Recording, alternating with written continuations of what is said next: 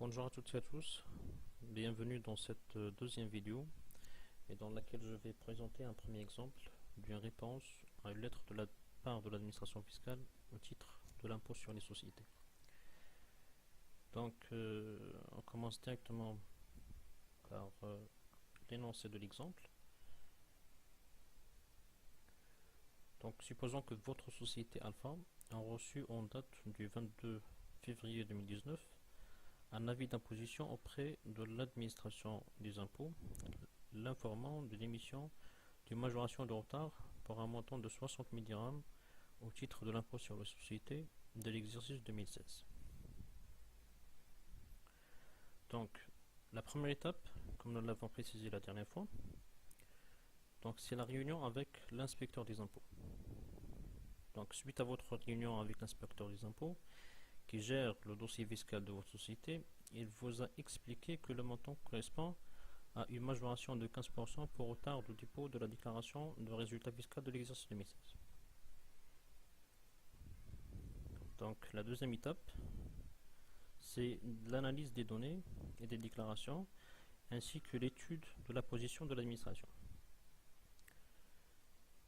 Donc ça va vous servir bien sûr dans la rédaction de votre lettre et l'argumentation de votre position. Donc en votre qualité de directeur administratif financier de la société Alpha, vous avez analysé les déclarations fiscales de l'exercice 2015 et vous avez constaté ce qui suit.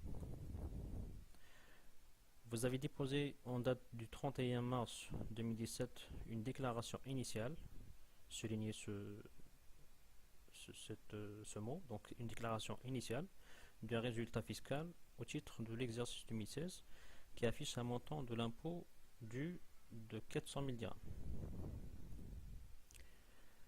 Vous avez aussi déposé une déclaration rectificative, notez bien, une déclaration rectificative du résultat fiscal du même exercice, c'est-à-dire l'exercice 2016, en date du 4 avril 2017, et qui affiche un montant de l'impôt dû de 400 000 dirhams également.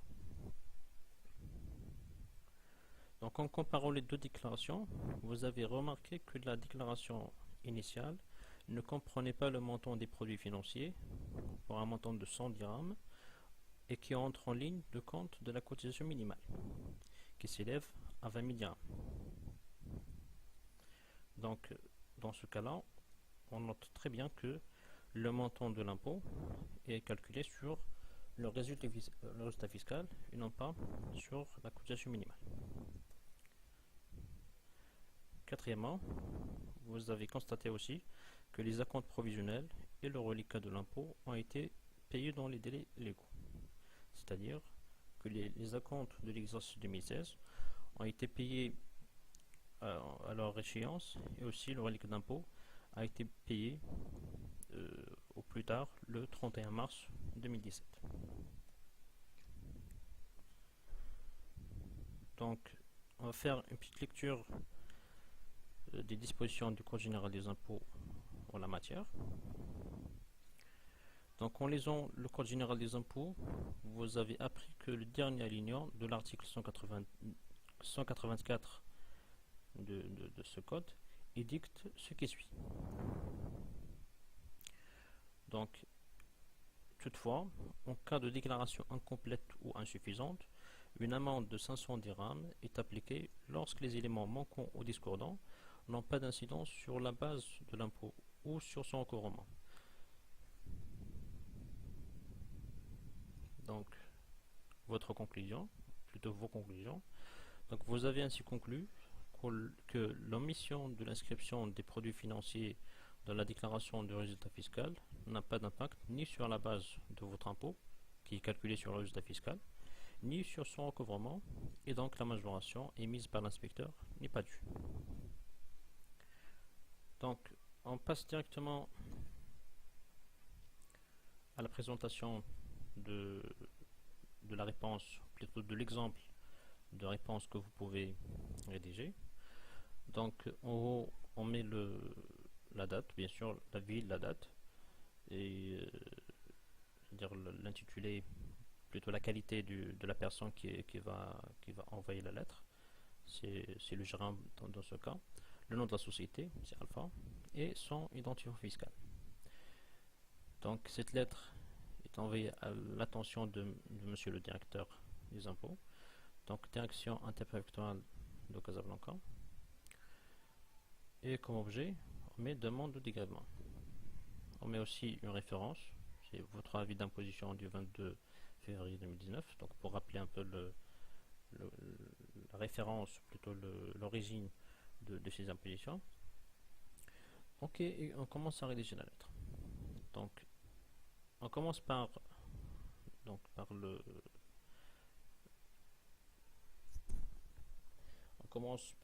monsieur, comme j'ai précisé la dernière fois. Donc, on commence par monsieur, ou bien madame, selon le cas. Et après, on rappelle le contexte.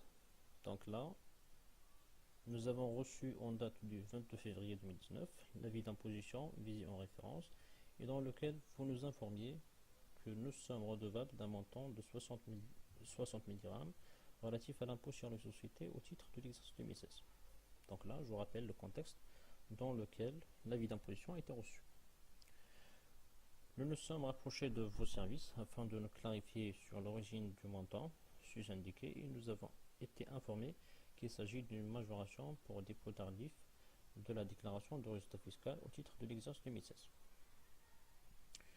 À ce propos, nous tenons à vous préciser que le montant réclamé dans l'avis susvisé n'est pas dû par notre société. Donc là, on commence à préciser notre position, ou bien à exposer notre position.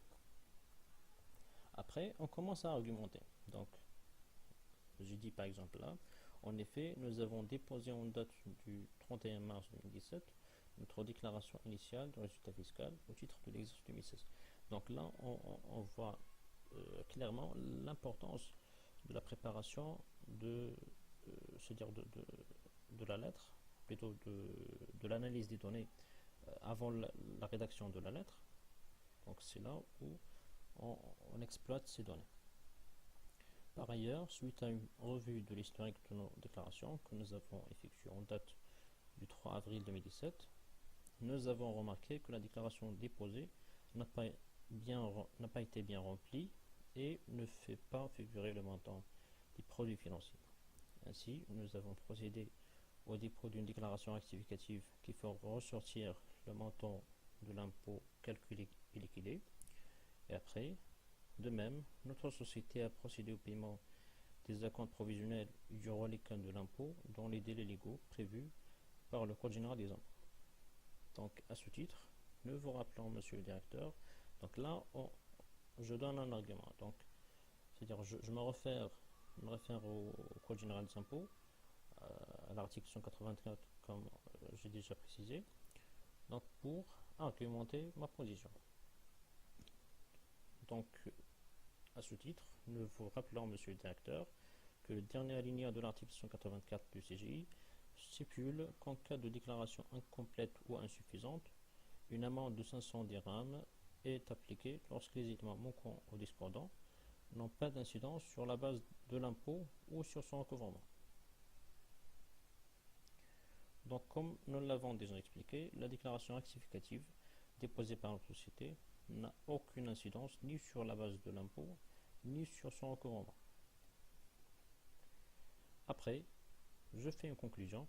Donc, par conséquent, nous vous demandons, monsieur le directeur, de nous accorder un dégrèvement total sur le montant de la majoration de 60 000 dirhams réclamé par votre recette. Et après, on termine par des salutations. Donc, nous restons à votre disposition pour tout complément d'information ou document dont vous pourriez avoir besoin et vous prions d'agréer, monsieur le directeur, l'expression de notre haute considération. Et après, je termine par la signature. Donc, monsieur le gérant, monsieur le directeur, etc.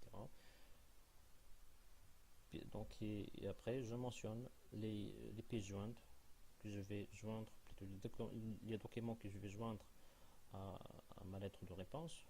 Dans notre cas, par exemple, une copie du dernier avis d'imposition, la déclaration initiale du résultat fiscal de l'exercice 2016, la déclaration rectificative, aussi le récépissé de dépôt des deux déclarations, le CPC et le tableau de passage de l'exercice 2016, et les quittances de paiement des acomptes et du reliquat de l'impôt.